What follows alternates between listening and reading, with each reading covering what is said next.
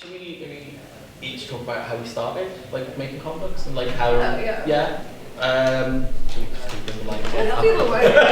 Do them like. So yeah, like I say, it started about 10 years ago. I mean, since I was about 14, 15 years old, I knew I wanted to make comic books. And at that time, I was like, I'm going to be an artist. And I very quickly realized I cannot do sequential art. I can just about do one image, like a big image when I've got lots of space, but like panel work, I'm no good at. Like I can understand how they work, but I just can't do that myself. So for me, I then realized, right, well, I've still got all these stories I want to tell, and I just leaned into writing. I then went on to focus in my academic career as well. So like I went to university, I did English literature and creative writing, and a master's degree then in script writing for film, television and radio, which I primarily did because by that point I'd sort of read a few comic book scripts and realized that they're pretty much written much like a film script is. So I thought like it'd be useful to sort of like transpose that. Ultimately, you don't need to do that. You like comic books, like say, is a wonderful medium where if your goal is to break into comic books in any way, the only thing you really need to do is make them. And like say, you don't really need any kind of formal education in reading in comic book creation. Certainly back when I started, there wasn't any option on that, but like I see more and more like university courses and things like that about like making comic books, or even as part of art degrees and things, and that's kind of awesome. So like I would say like if you have that option and that is something that really interests you, then there's actual courses out there now, which is great. But certainly it's not something you need to do. And then after uni, sort of had 2 years. Working on a project with some friends who also want to make comic books, and we just kind of, we were in a position where we were all writers and none of us were artists, so it was a bit like, oh god, right, write these scripts, anything gonna happen? And then I gotta admit, I totally lucked out. A friend of mine from my master's degree messaged me to let me know that she'd been out and got talking to someone who was at that point a first year student in art at the same university that we went to, and he was talking about when we were that he wants to make comic books, and she remembered that was what I wanted to do, put us in touch, and that was Gavin Mitchell, who wound up being the artist on Stiffs, which was the comic book I did with a group of writers, and Pride. He did the first 2 issues of that series with me as well. So yeah, we just got to a point where we finally had an artist, and he was like a perfect match, perfect fit to the books we wanted to do, and we just totally got on, totally did it, and we just thought we'd just make them. The Pride, which like I say is the one which has lasted, Stiffs like didn't, it was it had a very strong fan following, but it was a very small fan following, so it wasn't enough to make the book survive, sadly. But Pride then did find that and did stick out over a long period. Pride, weirdly, I've written scripts of like characters and designed some of the stuff like from back when I was like 15 and stuff, but I kind of always felt like, oh, no one's going to want this. This is just for me, kind of thing. And it was my friends who were writing the book with me who saw one of these scripts and was like, this is really good. You should do it. You know. So Gavin agreed to draw it. We put out the first issue, and it started, you know, wobbly. That's been, I'd say, with anyone sort of trying to break into comics, don't expect yourself to like have a multi-million-dollar Mark Miller book in your first outing. Like. But like a couple of issues in, it started getting popular, getting a bit of a following. Really kicked off then when I put the book on Comixology, which for anyone who maybe doesn't know about it, is basically like iTunes for comics. When they opened up Comixology Submit, where indie publishers could actually, and self-publishers could submit their books. And then it sort of became an international audience, became a bit of it, and it really sort of blew up from there. But yeah, all of it came from essentially my friends telling me to just do it. And this little book, which I thought like no one's going to want, it's just for me, like no one else wants to see this kind of thing. And I even had people even like say that to me, like, you know, even when the first issue or two were coming out, they'd be like, oh yeah, it's a bit soapboxy or whatever. But there is anything you want to do and you want to a story you want to tell, there's probably someone else out there who wants that story as well. And the main thing is just to go out and do it, really. Yeah. I'll waffle a bit, but yeah. Yeah, that is like, it's like the nicest thing when you put something out there and someone's like, oh yes, I connect to this. And it's like, oh, yay. For me, I had like the Beano and the Dandy like when I was 7. I also had Sonic the Comic. I've been doing a couple of US shows, and like when I say Sonic the Comic, it's different to the American Sonic the Hedgehog, which is like, I think a lot grittier. So it's always amazing to me when I think back, because I didn't notice at the time, obviously, that time you don't really concentrated on who writes them or whatever. Yeah. But like Mark Miller wrote some of those. yeah. And he did one of the stories which sticks in my head, even to this day, the old British Sonic comic, where Sonic wakes up and he's actually a human boy. Oh, yeah, of course. And that story like stuck in my head for years to come. That was written by Mark Miller. And I was like, really? I can picture human Sonic right now. You know, it was so. That's awesome. But yeah, like I remember my dad like telling me, oh, you know, people make these, right? And like it just blew my 7-year-old mind. I was like, what? It's not just, it doesn't just appear. But then I would draw like my Sonic the Hedgehog fan comics. I'd bring them to school. Like I did the felt tip and they blew through to the other side. And that didn't stop me from drawing on both sides. And then I would go for quite a lot now. probably. But yeah, and then I kind of like had like a little break from comics. I got really into cartoons, and I was like, oh, I'm gonna make a cartoon. And then I went to my friend's house party when I was like 17, and like obviously, look at me, I love to party. I was upstairs reading comics instead. I got introduced to Scott Pilgrim at that house party, and I was like, this rules, I'm just gonna sit here and just read these. And that was kind of like the moment as well where I realized that's like, for me, like at the time in my teens, I just wasn't really interested in superhero comics, and that's kind of what I thought all comics were. So when I like got Scott Pilgrim, and then I got introduced to like more like Liz Prince and stuff like that, I was like, oh, this is actually, I'm really into this, and I could do something like this.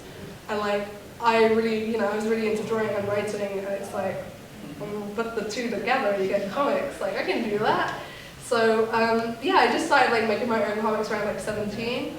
But then it didn't really like, I know I started doing my own diary comics, and then people started really connecting to those. So stuff didn't really like pick off for me until I then did a Kickstarter.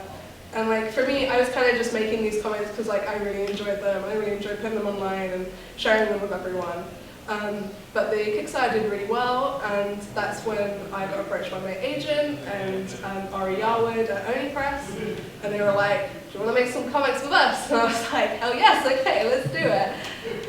So yeah, that was really cool. I ended up doing Rick and Morty, Little Poopy Superstar, after that Kickstarter, which is about Summer and Mr. Poopy Butthole, which is great because it's like, hey man, I'm doing my first published comic. Oh, the character's called Mr. Poopy Butthole, That was pretty cool. And then I kind of just continued going on from there to doing my other things. But yeah, that like, my entrance into published comics really came from my webcomic, and like just going ahead and making my own comic.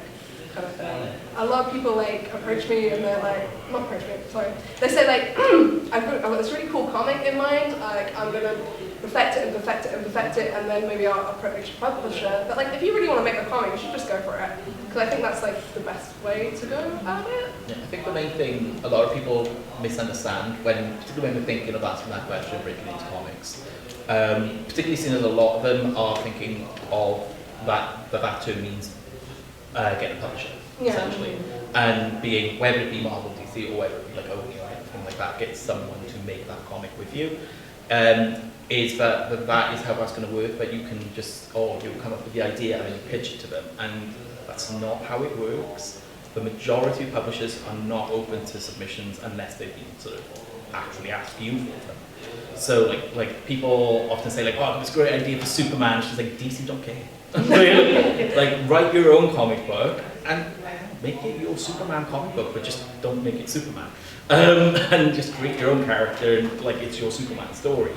And maybe DC will see it one day and be like, oh, I love that, we should get that guy to write. But you can't go to them and say like, oh yeah, I've got this idea, because you, like particularly a big company like that, you have no idea how many people are doing that. There are literally tens, hundreds of thousands of comic readers in the world who probably have all said the same thing, oh, it's a great idea. The best thing to do is make your own comic book, make your own characters, make your own comic books, and at some point, like say, you are then going to be approached probably, particularly if you're doing it yourself, because you're going to be learning and you're going to know how to do it. Yeah, and like that's the thing, if you make a comic on your own, then it shows like potential future editors that want to work with you that you can make a comic, and that's like what a comic by you looks like. Yeah. So yeah, I wouldn't have gotten any of my like published work stuff if I hadn't, or if I wasn't already making comics at that point. Yeah. You're going to say things that I was going to say. It's hard being the last one. We'll go back to the other way. In the middle. Yeah, a lot of people think you have to be picked up by a publisher and that's how you get started, and yeah, it doesn't really work that way. Like me, when I did my One Good Thing books, there wasn't really many barriers to stop me from doing that. Obviously I needed a little bit of money, but like I said before, it was very short print runs, and you know, I got a lift with a mate to my show in London and stuff, so there's ways of doing it that are very cheap, and you know, if you're not sure what content you want to generate, do like me, like do a diary comic of, you know, everything, something you did every day, and then collect it into like maybe just a week, make a little tiny zine or something, and then you've made something, and you can sell that and stick it on an online shop, you know.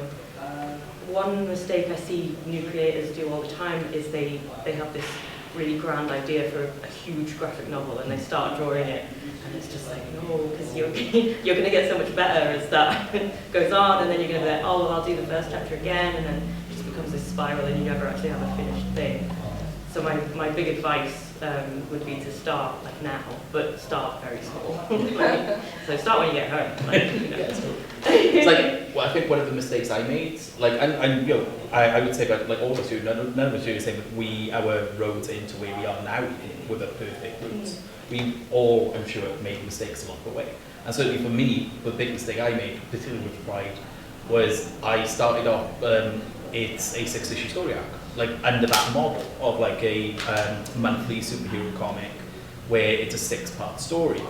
Bearing in mind that, as I say, I started making it 10 years ago, that 6-part story took 7 years to put out. Because like, yeah, okay, what you don't realize is that when they're making them at Marvel and DC necessarily, is they've probably been making it for about 6 months before they'd even announced it. And if not 6 months, but it's a shorter time, but they'll have had some time working on it already. They'll have a bit of lead time because they have that whole diamond thing where it's like, oh right, we'll announce a book and then you've got like 3-4 months to order it. So there's always this bit of time behind the scenes which you're not aware of after the book's been announced. And as well as that, these people are working on it as their main job. So like that is all they're doing. Whereas normally if you're just starting out, you're probably going to work a day job as well. And if you're not you as a writer, then you as an artist, definitely. So like, certainly when we talk like start of Pride, Gav was drawing it while working various day jobs. I can't remember what he did. I think he had like 7 different day jobs while he was working on the series. But yeah, that's what happens because you're going to have to do something to pay the bill while you were working on this thing with them. Yeah, I had like a full-time office job when I started, but then as I got rolling on my comics career, I switched to like a part-time job, and then eventually back it all in. But yeah, do it. Don't like all quit your jobs immediately. I had so many part-time jobs. Like I've worked in a bowling alley, I've been in a stock room, I've done various retails, I worked in a chocolate factory, I've done a museum, and then I quit my job and was like, I'm doing comics, and now I'm extremely broke. Like, your CV must be like a jigsaw puzzle that doesn't go together. I'm really good at job interviews, and I'm good at comics. So I hope comics continues to work out for me, because it's like, I just cycle through jobs, I'm like, haha, you hired me. And then like a month later, I'm like, oh, okay, now I'm in a cafe. But yeah, it's fun. You work a lot of other jobs first, generally. Like, I mean, like, even me now, when I say I'm at a position, and again, this is the way things get big. I have a publisher now. I can't say who that publisher is or what exactly is happening, but I'm with a publisher now who's helping me make comic books. But even with that backing, I'm still working a part-time job. I work in an optician's because I need to pay bills. So like sometimes when you're particularly starting out in your career, you are going to find that you're doing multiple things and possibly burn a candle at both ends a lot of the time. But like I say, it's worth it. It is so worth it to do something you love and tell the stories which are within you and things like that. It's just totally, there's nothing else like it. And as you were saying earlier, like when someone comes and gets your story and they totally relate to it, they totally get something from it, that is amazing. I can't even, there's nothing like it. So yeah, it's like, making comics is both easy and hard now, I think. Because there's so many ways that you can do it, and so many things to give you access to it now.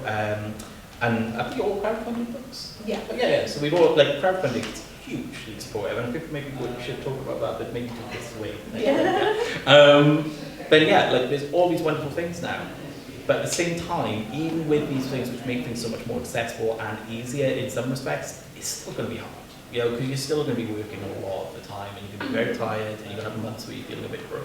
Yeah, I mean, it's a career that a lot of people want. Yeah. So if it was really easy, then everyone would be doing it. Exactly. And if nothing else, showing that you are persistent and that you will keep on trying to do that thing you love, no matter how hard it's been, that speaks a lot to editors as well. Because like they will know that you're not going to back down at the first problem. And it's, in many ways, that's a bit like a normal day job kind of thing. Like, your managers are looking for that, and editors are a bit like that in a way. They're looking for the people who, in terms of not just what they can do with the story, but also like to prove themselves whether they have commitment, I guess, a little bit. So like to show, a big way to show that is to make your own comic books, however you can, and no matter how hard that's going to be. So yeah, on that crowdfunding, which makes things a little less hard. I'm just thinking about like our job, but in an office environment now. Like the editors are the boss. The conventions are like the water cooler. And our agents are like the union. Oh, I don't know. Anyway, crowdfunding. Yes, I did my first book house party on Kickstarter, and it was amazing because I learned that I actually had an audience that I didn't know were there, and it was great. Obviously I had Great Beast helping me as well, who already had quite a big following. But yeah, that was great. It got funded in like 4 days, I think, which was really cool. But it took a lot of work. I mean, it's hard work doing a Kickstarter. You have to talk about it all the time, and you have to do a lot of marketing and PR. I hate that phrase. You know, you have to go to shows with leaflets and post leaflets to comic shops, asking them nicely to put them on the counter and stuff like that. So you have to really work hard at getting that interest. Especially me then, when I didn't have as big an audience as I do now. But yeah, it was really great, and a great way to connect with your readers as well, because it's then the resulting book, you kind of feel like you've all made it together, which is quite nice. And yeah, then I've done 2 more books through Kickstarter. One called Wired Up Wrong, which did really well. I was very lucky with that one. Which was about, it was diary comics about how I cope with my depression, but they're really relatable and funny. Selling them today, 10 pounds. And the next book, which I'm waiting on delivery of, so it's not quite out yet, it's called Stand in Your Power, which is all about me going through a breakup and figuring out who I am, like, on my own again and stuff. So it was really nice to do those 2 books with Kickstarter as well, because they were very personal stories. So it was nice to get kind of instant support for that kind of thing, because it's quite scary. I don't know if you feel it's scary putting diary comics out there, because then you realise that people are going to know like things about your life, and you're not going to know anything about their life. And people come over, that perfect stranger, and be like, "Hey, so you stop self-harming. That's really good." And I'm like, "Oh, okay, just eating a sandwich." So yeah, it was nice to feel that support from my audience and readers. So, yeah. Oh, I thought you were saying like doing a Kickstarter is scary. Oh, doing yes. a Kickstarter Doing a is Kickstarter scary. is really scary, because there's always that feeling that you're like, what if no one's doing it? and I've put this everywhere now, and it might be an embarrassment that I've announced. You can't, I feel like for me, I couldn't stop looking at it. 'Cause Yeah. I'm like, what's it doing? What's it doing? Okay, Yeah. we're good. Oh, yeah. But yeah, the diary comics are a fun one to put online as well. Because it's like, I have a total disconnect when I do mine. I'm like, oh, this is a fun thing. Oh, it's on the internet. And then people come over and they're like, this thing, and like, I would die for your cat Toby. And I'm like, same, yeah. But yeah, no, I did a 20 hourly comic days, like when you draw a comic every hour. And I did one, and I printed it up, and I think there was a comic about me eating a poop in Sainsbury's, and like someone came to talk to me about that, and I was like, oh, I'm gonna tone it down. I don't want to talk about poop with people.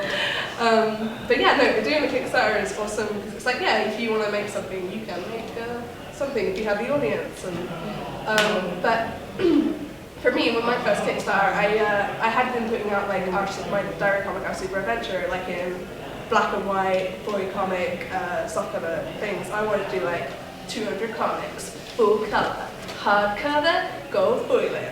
That's expensive. So I was like on my line, I did my Kickstarter, but like, yeah, I think I built an audience online by posting my comics online on a pretty regular basis, and like doing my minis and stuff. And just, yeah, the support that came from it was just like really overwhelming. It was amazing. So that was really awesome. But yeah, I think that when you do a Kickstarter, like for me, setting it up, I kind of just scoured like similar comic Kickstarters. I was like, what works? Is this a good idea? It is, I'm gonna just borrow it. That's how I put mine together. But yeah, it's cool. I really like Kickstarter, because like if you do want to make a nice finished comic, you don't need to rely on a publisher. There's like different things coming from like self-publishing and publishing though. Like self-publishing, you can go for it, but then you have to market it. You have to actually get the books printed. You've got to store the books, but then you have like full control. And I love having full control over the thing. So it's like, yeah, that's good. It's nice and it's terrifying to work full control, because like as you say, like you're a bit of everything, and that includes distribution. And that can be such a nightmare, because like sometimes you don't consider those things necessarily. You just think like, oh yeah, I'll make the book and then I'll just get out of it. It'll be easy. Like, how much it costs to send a book, you know? And then you go to the post office. It's like, isn't that expensive? Oh, okay. Also, walking into your local post office and everyone's face is just falling. Oh yeah. Really. Kind of like, hi, I've got another packages. IKEA bag full of packages for you. And it's like, oh my god. Yeah. But like it's like because of the type of comic I make, because it's superhero comics, it's when I did the Kickstarter, the majority of the backers were American, and I did not consider that. Like I said, the very first Kickstarter I did was a hardcover collection of the first volume. So it's like 10 comics worth of material in the book. It's 280 plus pages. It's hardcover. So it was like 1.25 kilograms per book. Shipping that to America is like £17 per book, which is pretty much the cost of the book. Yeah. So I was like, oh great, okay. I undercharged. I was like, oh, it'll be like 10 quid, it's fine. So like those kind of things, like if you're gonna do a Kickstarter, you've got to seriously think about it.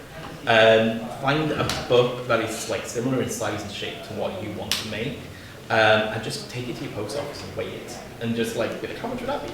And then you find like a few different countries, like how much do I need to send to America?